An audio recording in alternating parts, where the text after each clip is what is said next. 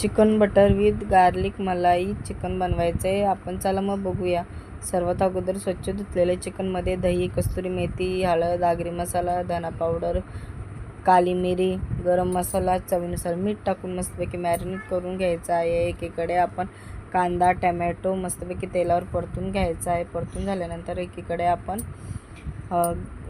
बटरमध्ये garlic टाकायचं आणि golden brown करून घ्यायचं. मॅरिनेट केलेलं होतं ते आपल्याला त्याच्यात टाकायचं आहे तव्यामध्ये. आणि जे वाटण आपण टमॅटो आणि कांद्याचं वाटण केलेलं होतं ते आपल्याला त्याच्यात टाकायचं आहे. तुम्ही बघू शकता चिकनला मस्तपैकी असं पाणी सुटलेलं आहे. आणि जे वाटण केलेलं होतं ते आपल्याला त्याच्यात टाकायचं आहे. आणि फोडणीसाठी आपण एका फोडणीच्या पॅनमध्ये अख्खे मसाले, हळद, आगरी मसाला टाकून मस्तपैकी शिजवून त्याच्यात टाकलेला आहे. आपला बटर गार्लिक मलाई चिकन रेडी आहे. लाईक सबस्क्राईब करायला